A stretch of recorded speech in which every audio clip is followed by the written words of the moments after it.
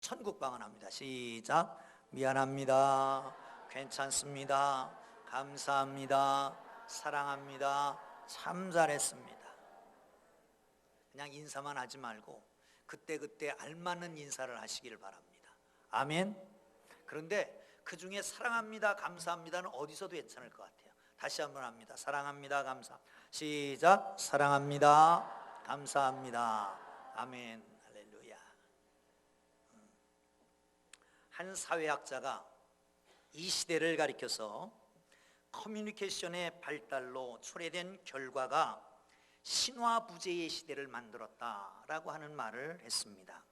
트위터나 페이스북 이런 소셜 네트워크를 통해서 정보가 난무하다 보니까 서로 알지 않아도 될 정보들을 함께 나누다 보니까 그 결과 영웅과 성자를 잃어버린 시대가 되었다라고 하는 것입니다. 영웅과 성자는 어느 정도 정보의 부재의 상황 속에서 가능한데 그것이 불가능한 시대가 되었다라고 하는 이야기입니다. 물론 인간을 더 이상 신격화할 필요가 없다라고 하는 점에서는 그야말로 많은 우리에게 좋은 현상이라고 생각됩니다.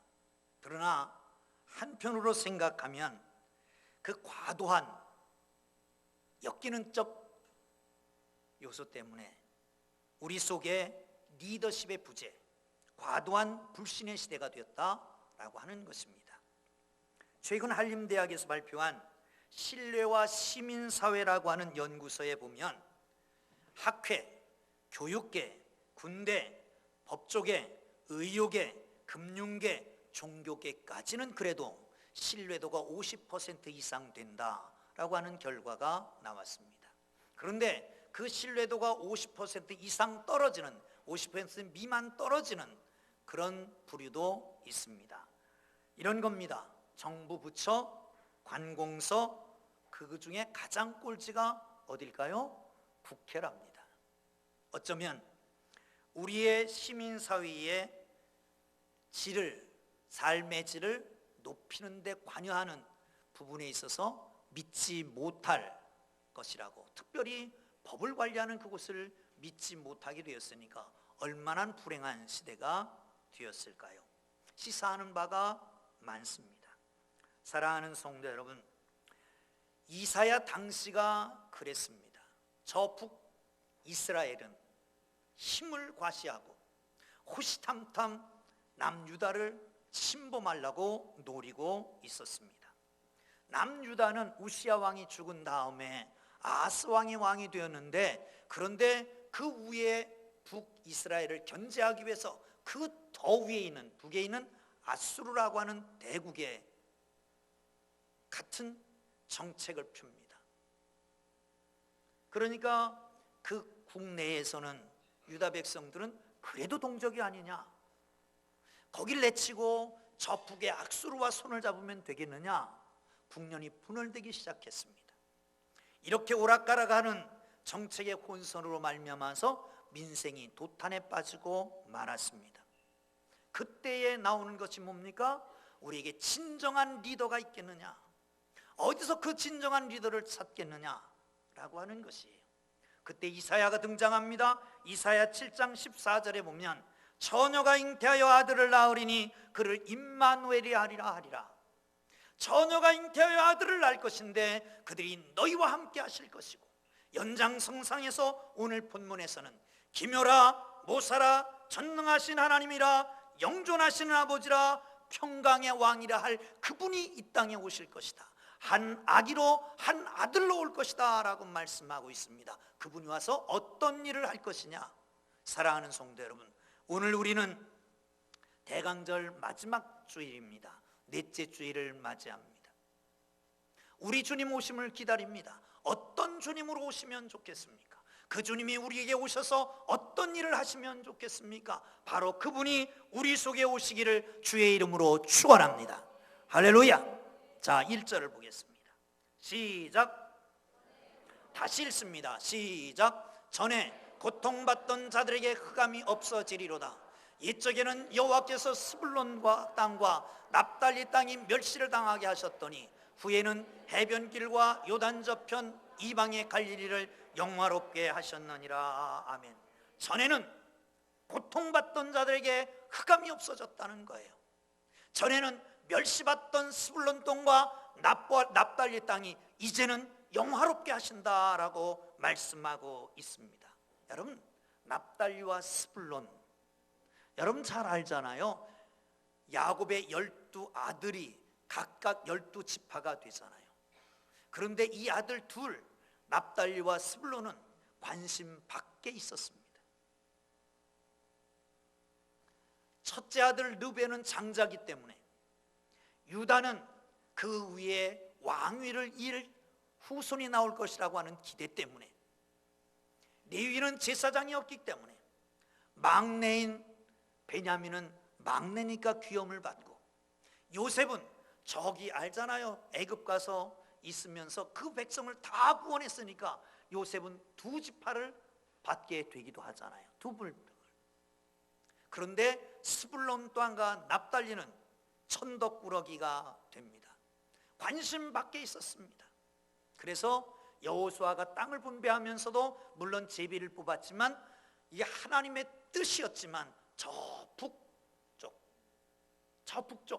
맨 북쪽에 있었습니다. 북에 있는 큰 나라들 아수르나 바벨론이 쳐들어오면 제일 먼저 상처받고 고통받는 게 스불론과 납달리였습니다. 이렇게 천대받는 곳이 바로 영광스러운 곳이 되었다라고 하는 것입니다. 사랑하는 성도 여러분, 세상에서 멸시 천대받습니까? 주님이 영광스럽게 하시기를 주의 이름으로 축원합니다. 할렐루야, 할렐루야. 여러분, 멸시 싫어하지 않는 사람이 어디 있겠습니까? 관종이라고 하는 말 아십니까? 관종이 뭐예요? 관심종자의 약자입니다. 관심을 받으려고 해괴한 짓을 해서라도 관심을 끄는 거예요. 여러분, 누구나 관심을 받기를 원합니다. 아이들도 보세요. 어른들만 모여서 자기들끼리만 얘기하고 뭐 그러면 이상한 짓 막 하잖아요. 소리를 지른다든지, 괜히 엄마 아빠 부른다든지, 아니면 저 구석에 가서 오줌을 싸는 아이들도 종종 있기도 합니다. 관심 받기를 원하는 거죠. 현대 정신분석학의 큰 흐름의 하나인 자기 심리학의 창시자인 하인즈 코하시라고 하는 분은 이런 얘기를 합니다. 인정받고자 하는 욕구는 우리 모두에게 존재한다. 이를 무시하는 것은 마치 산소의 존재가 필요하지 않았다라고 하는, 필요성을 무시하는 것과 똑같다라고 하는 말을 합니다. 누구나 자기 말을 경청해 주기를 바라고, 이해해 주기를 바라고, 인정해 주기를 바라고, 공감해 주기를 바랍니다. 그런데 각박한 세상, 누구나 다 상처 없이 사는 사람이 없어요. 여기저기서 상처받고 있는 사람들이 다른 사람 말에 경청하고 그만 바라주고 그를 인정하고 그만 도와줄 여력이 없어요. 여력이 없어. 그래서 교회를 왔는데, 교회도 그런 곳이면 또 곤란하죠.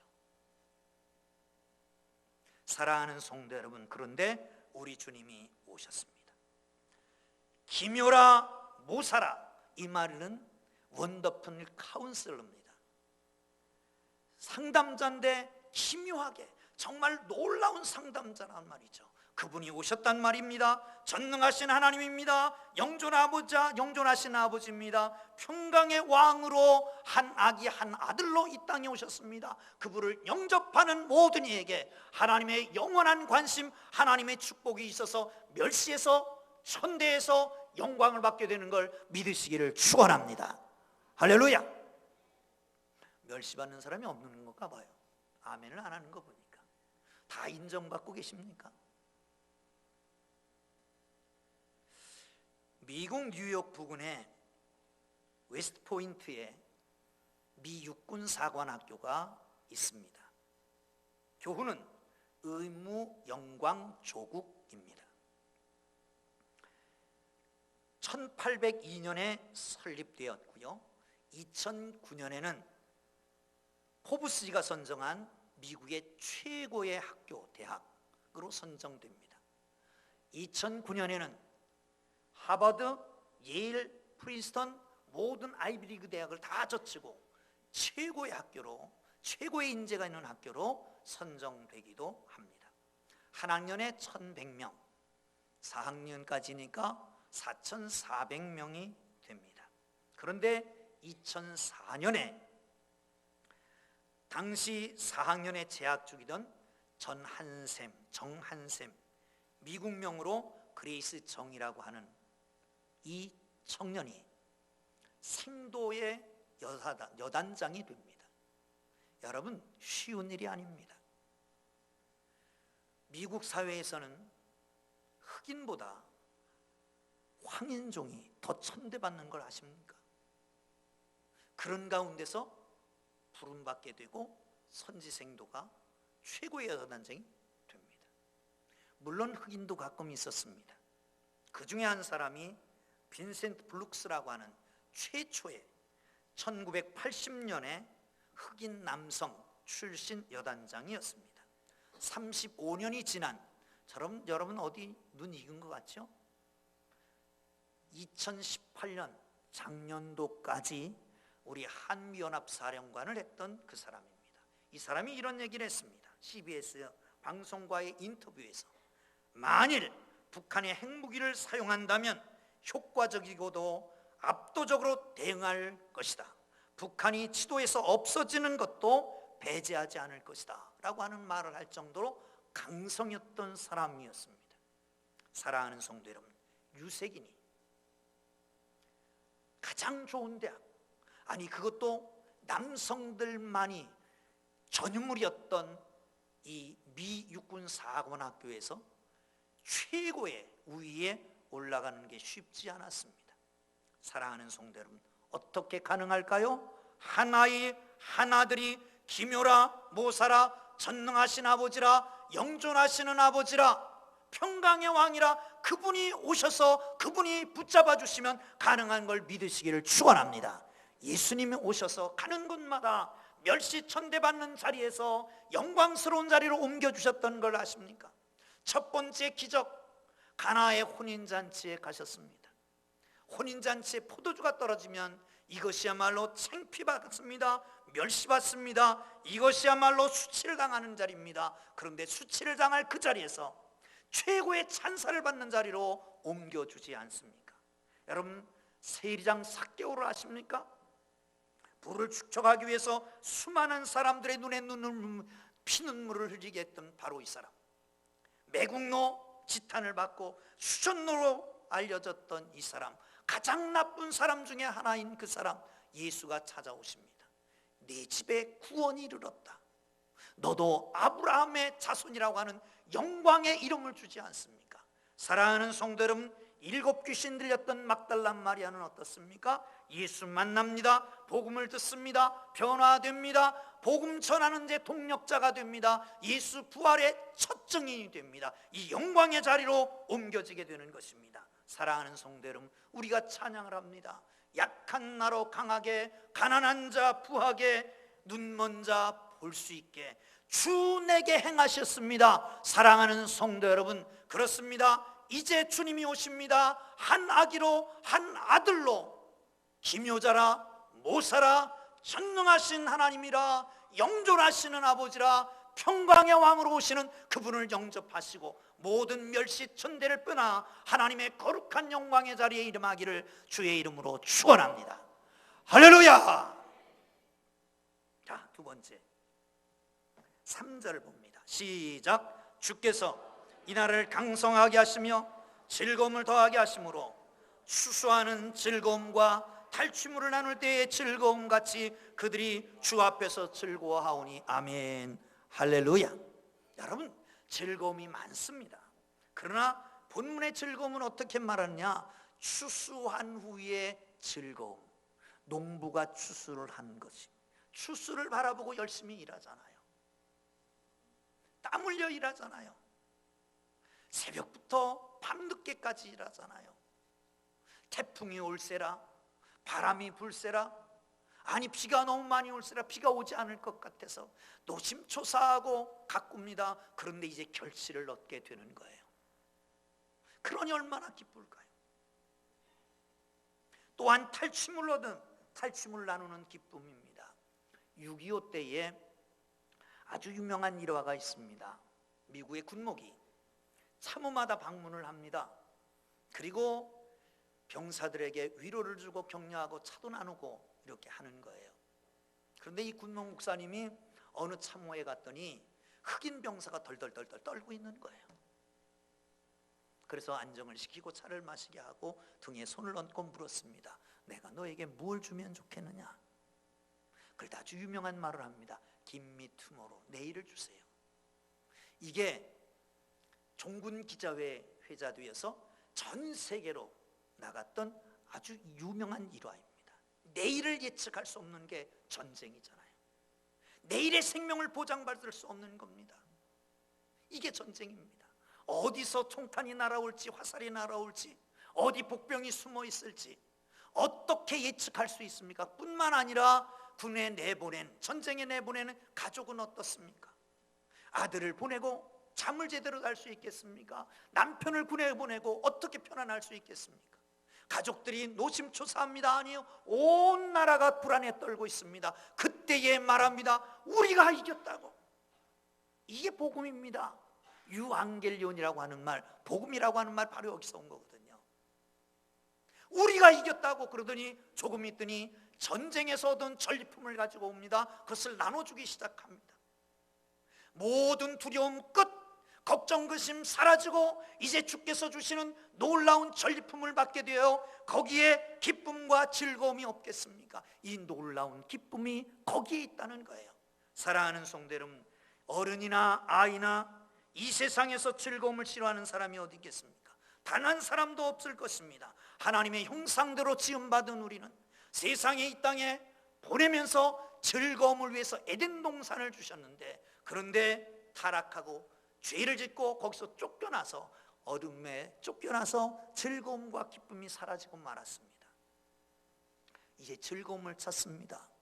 TV를 보고 영화를 보고 다양한 취미 생활을 하고 여행을 하고, 그러나 그것 가지고 만족이 되든가요? 일시적입니다. 왜? 소망이 없는 즐거움이기 때문에 그렇습니다. 환난 속에서도 즐거워할 수 있고 고난 속에서도 감사할 수 있는 것은 소망이 있기 때문에 그런 거 아닙니까? 우리나라의 성인 평균 1년 소주 소비량이 62병이랍니다. 62병. 소주만. 맥주가 140병, 합하면 200병. 근데 여기 있는 모든 분들이 소주를 안 드시고 맥주를 안 드시니까, 그러니까 반은 안 든다고 해도 그러면 400병씩 한 사람이 먹는 거예요. 매일 한 병씩 먹는 거예요. 매일 한 병씩. 그래갖고 즐거움을 찾아보려고. 여기는 없을 것 같아요. 그죠? 없죠? 여기는 없을 것 같아요. 그런데 옛날에 어떤 한 분이 왔어요. 장로님 부부가 상담을 하는데 나중에 자꾸 꿀꿀꿀꿀 하는 거예요. 그래서 왜 그러시냐고 그냥 솔직하게 얘기해 보라고 그랬더니, 다른 교회에 있다가 그 교회를 갔는데 당회를 하는데 당회를 다 마치고 나서 회식을 하러 갔대요. 그런데 저쪽 앉아서 한 잔씩 걸치고 있더래요. 장로님도 한 잔, 권사님도 한 잔 이러고. 예라이. 여기는 없을 줄 믿고. 전혀 시험 드는 사람 없죠? 시험 들지 말기를 바랍니다. 안 하면 되지 뭐. 그렇죠? 그거 왜 맘 졸여가면서 먹어요. 그렇죠? 사랑하는 성도 여러분, 그렇습니다. 그런데 우리 주님께서 말씀하십니다.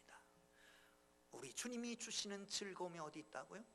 우리 주님 주시는 즐거움이 어디 있어요?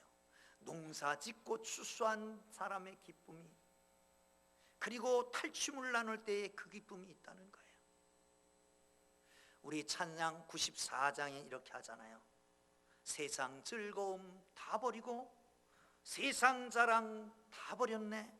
왜? 예수 그리스도가 귀하니까. 사랑하는 성도 여러분, 예수 안에 그 놀라운 기쁨이 여러분 속에 있기를 주의 이름으로 축원합니다. 할렐루야, 할렐루야. 그렇습니다. 예수를 만나고 예수님 안에 살면 예수님께서 주시는 그 놀라운 기쁨을 아무도 빼앗을 수가 없어요. 그 즐거움 가운데 거하는 삶이 되기를 주의 이름으로 축원합니다. 할렐루야. CBS에서 새롭게 하소서 라고 하는 간증집이 있습니다. 간증을 하고 간증을 모아서 간증집을 내는데 거기에 성악가인 김영미 씨라고 하는 분이 있습니다. 바로 이분입니다. 이분이 외할아버지가 성악가랍니다. 어머니는 피아니스트. 피가 그렇게 흘러서 그런지 아주 어려서부터 노래를 그렇게 잘했대요. 어디 나가든지 1등 수상을 하고, 그래서 고등학교를 마친 다음에 이태리로 유학을 가게 됩니다. 이태리 가서도 두각을 나타냅니다. 베로나 콩쿠르, 푸치니 콩쿠르 등등에서 1등을 합니다. 섬세한 테크닉과 화려한 목소리의 주인공, 극찬을 받습니다. 그러나 마리아 칼라스 콩쿠르라고 하는 최고의 콩쿠르에 나갔는데 결국은 1등, 아주 최고의 후보였었는데, 영순이었었는데 미끄러집니다. 그리고 절감을 합니다. 이태리의 음악계의 텃세가 얼마나 큰 것을 알게 되고 그냥 미국으로 떠납니다. 근데 미국에 가서는 누가 알아주나요? 무대에 설 기회도 없었습니다. 그러니까 점차적으로 두려움과 허탈감과 우울증이 엄습해오기 시작합니다. 자기 힘으로 할 수 없는 것, 아무것도 할 수 없다라고 하는 것을 압니다. 하나님을 의지하기 시작합니다. 돌아보니 모든 것이 하나님의 은혜였습니다. 교만함 다 내던지고 회개합니다. 그러다가 무릎을 꿇고 기도하고 하나님의 성령의 은혜를 받고 마음의 평안이 찾아옵니다. 하나님은 그녀를 오페라의 가장 높은 자리에 세우셔서 프리마돈나의 계속되는 주연으로 계속 쓰시게 됩니다. 그는 이렇게 얘기합니다. 노래할 수 있는 재능도 하나님이 주신 것이고 노래를 부르는 목적도 하나님께 영광을 돌리기 위한 것이다. 내 평생 자랑하고 바라보아야 할 분은 오직 하나님일 뿐이다 라고 하는 큰 즐거움과 탄성을 부르게 되는 것을 볼 수 있습니다. 사랑하는 성도 여러분, 하나님이 주시는 즐거움이 여러분 속에 있기를 주의 이름으로 축원합니다. 축원합니다. 할렐루야, 할렐루야. 저기 감리교 어떤 교회가 교회에다가 흡연실을 만들었답니다. 흡연실. 왜 그렇게 만들었을까요? 담배 끊고 오라고 그러면 올 사람이 하나도 없으니까 일단 와서 끊어라, 그 얘기예요. 우리 교회도 음주실을 한번 만들어 볼까? 사랑하는 성도 여러분, 혹시 지금 아직도 하면 점차적으로 하나님의 영이 끊게 하실 줄로 믿으시기를 축원합니다. 그것 갖고 시험 들지 마세요. 자, 마지막 9장 24절입니다. 시작. 이는 그들이 다시 한번 읽습니다. 두 분이 안 읽으셔서 다시 한번 읽어요. 시작. 이는 그들이 무겁게 맨 멍에와 그들이 어깨의 채찍과 그 압제자의 막대기를 주께서 꺾으시되 미디안의 날과 같이 하셨습니다. 아멘. 여러분, 미디안의 날과 같이 하셨다라고 하는 게 뭘까요? 미디안 그러면 떠오르는 게 누구예요? 기드온이 떠올라야 합니다. 미디안의 날에는 어땠을까? 여러분, 사사기에 보면 수없는 주의 나라들이 이스라엘을 괴롭힙니다. 근데 미디안이 가장 괴롭히는 것 중에 가장 크게 괴롭힌 것이었습니다. 한번 보세요. 6장 2절입니다. 사사기 6장 2절. 시작. 미디안의 손이 이스라엘 이긴지라 이스라엘 자손이 미디안으로 말미암아 산에서 웅덩이와 굴과 산성을 자기들이 위하여 어떻게 했더라? 미디안이 괴롭힙니다. 그러니까 자기들을 위해서 산에 올라가서 굴을 뚫고 거기 사는 거예요. 마치 고양이가 쥐를 보고 숨어서 굴 속에 들어가는 것처럼 산에 가서 산성을 짓고 굴을 파고 거기에 숨어 사는 거예요. 미디안 시대입니다. 미디안이 약대를 많이 거느리고 있습니다. 대장격인 사람이 돌격 명령을 하면 약대들이 모래바람을 일으키며 마구 전진해 갑니다. 일하던 이스라엘 백성들은 아이쿠 큰일 났다 도망가다가 약대에 밟혀 죽고 그냥 농지는 초토화되고 다 익은 곡식은 약대에 싣고 가고, 그리고 남아있는 것은 또 가축들을 데리고 와서 뜯어먹고 그리고 짓밟고 아주 완전히 초토화시킵니다. 씨 뿌리면 와서 회방을 놓고, 조금 자란가 하면 와서 다 뜯어먹게 만들고, 조금 익어가는가 하면 뺏어가고, 도저히 살 수가 없습니다. 아니, 떠나라는 거예요. 떠나라는 거예요. 그때 이스라엘 백성들이 부르짖습니다. 하나님께서는 천사를 기드온에게 보냅니다. 여러분, 그런데 하나님이 사람을 쓰실 때는 준비된 영웅을 쓰는 게 아닙니다. 찌질이 못난 사람, 평범한 사람을 쓰는 거예요. 기드온에게 천사가 왔습니다. 뭐 하고 있었어요? 타작하고 있었어요. 어디서 타작하고 있었어요? 포도즙 틀에서 타작하고 있었어요. 포도즙 틀에 들어가서 거기서 다 곡식 한 단 갖다가 부지깽이로 톡톡톡 덜고 있었어요. 아주 비겁한 인간이에요. 그런데 하나님이 그에게 갔습니다. 그리고 말합니다. 큰 용사여, 하나님이 너와 함께 할 것이다. 그리고 들어 쓰는 거예요. 사랑하는 성도 여러분, 하나님이 손에 잡히면 부지깽이도 쓰고 비겁한 자도 쓰고 하나님께 들어 사용하시면 어떤 악한 세력도 이길 수 있는 걸 믿으시기를 축원합니다. 할렐루야. 사랑하는 성도 여러분, 군대를 모집합니다. 얼만큼 왔어요? 32,000명이 모였습니다. 하나님이 말씀하시면 너무 많다, 줄여라. 그래서 뭐 결혼한 사람, 뭐 어쩌고 저쩌고 한 사람 다 가라, 집 산 사람 등등 가라. 그랬더니 22,000명이 가고 10,000명이 남았습니다. 그것도 너무 많다, 줄여라. 개울가로 갔어요. 그리고 물을 먹는 거 보니까 이렇게 움켜서 먹는 사람이 있고 개같이 핥아먹는 사람이 있었어요. 개같이 핥아먹는 인간은 다 보내라. 다 보냈어요. 나머지 이렇게 손으로 움켜먹는 사람, 그 사람들 줄였는데 300명밖에 안 남은 거예요. 아주 지질이 못난 사람을 지도자로 세우고, 거기에서 조금 아주 적은 300명만 줄여서 그 일을 시작하는 거예요. 근데 저쪽 메뚜기 떼와 같았습니다. 약대를 몰고 합니다. 수많은 병사들이 있었습니다. 그들과 대항해서 누가 이겨요? 기드온이 이겨요. 그때와 같다라고 하는 것입니다. 사랑하는 성도 여러분, 외세가 힘들고 어렵고 강하게 느껴집니까? 우리를 대적하는 사람들이 힘들게 느껴집니까? 사랑하는 성도 여러분, 인생 경쟁, 생존 경쟁 속에 너무 힘들고 어렵습니까? 병마가 너무 힘들게 만듭니까? 사람이 어렵게 만듭니까? 사탄 마귀가 우리를 힘들게 만듭니까?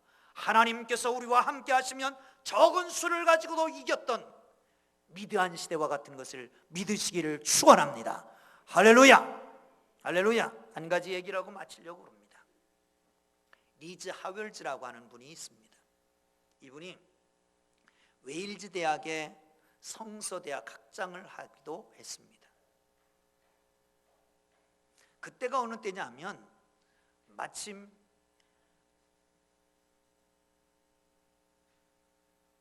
이 소리도 아닙니다. 자, 잊어버렸네. 그때가 언제냐면 1940년입니다. 2차 대전이 있었을 때입니다. 공군에 독일 공군이 그냥 마구잡이로 와서 폭격을 시작합니다. 한 10분만 더 폭격하면 모든 공군기가, 전투기가 다 부서지고 이젠 소생 가능성이 없다라고 느꼈을 때 갑자기 독일군 비행기들이 선회에서 다 가버리는 거예요. 그때에 다우닝이라고 하는 공군 총사령관이 이런 얘기를 합니다. 이날 독일군의 갑작스러운 퇴각은 이해할 수 없는 사건이었다. 하나님의 개입이라고 설명할 수밖에 없는 역사적인 반전이었다라고 기록합니다. 그런데 리즈 하웰즈는 그 전날 학교에 있는 교회에서 예수 믿는 사람들을 모두 모여라, 그리고 기도회를 시작합니다. 그리고 기도회에서 이렇게 얘기합니다. 여러분, 독일 공군의 공습으로 마음이 흔들리고 계십니까? 여러분과 제가 지옥에서 우리를 구원하시는 주님을 믿는 자들이라면 그가 이 공격에서도 주님을 우리를 구원하실 수 있다는 것을 왜 믿지 못하십니까? 이와 같은 때라도 우리가 믿음과 기도로 주님께 나와 참으로 기도할 수 있다면 나치 속에 역사하는 마귀의 체제는 하나님이 결코 오래 용납하지 아니할 것입니다. 하나님께서 전쟁의 흐름을 바꾸는 기적을 행할 것입니다. 기도했습니다. 그리고 그 다음 날은 아침부터 온 성도들이 교회로 모였고 그 교회에서 똑같이 기도회를 시작했습니다. 그날 1940년 9월 5일 이 독일의 공군이 공격을 했고 갑자기 떠나간 날이 바로 그 날이었다라고 하는 사실입니다. 처칠 수상은 그의 전쟁 회고록에서 이렇게 말합니다. 이날은 영국군의 승리는 아주 특별하고 결정적인 하늘의 도운 승리의 사건이었다라고 쓰고 있습니다. 사랑하는 성도 여러분, 그렇습니다. 기도의 승리, 영적인 승리, 하나님의 백성의 승리는 그냥 이루어지는 게 아닙니다. 하나님께서 우리에게 오셨습니다. 아들로 하나기로 오셨습니다. 기묘요 모사요 전능하신 하나님이요 영존하신 아버지로 평강의 왕으로 우리에게 오셔서 그분을 영접하는 그 순간 우리 속에는 멸시받던 사람들이 영광의 자리로, 그리고 우리에게 기쁨이 넘쳐서 추수한 농부의 기쁨이, 또한 탈춤을 얻은 자들의 기쁨이 있게 될 것입니다. 할렐루야. 나아가서 여러분, 미디안의 날과 같이 적은 능력 가지고 큰 세력을 이기는 하나님의 사람이 될 줄로 믿으시기를 축원합니다. 이 날이 바로 주님 오신 크리스마스 성탄절입니다. 우리는 그것을 기대하고 기다려서 그분을 영접하고 하나님이 주시는 놀라운 축복이 있기를 주의 이름으로 축원합니다. 할렐루야. 기도하겠습니다.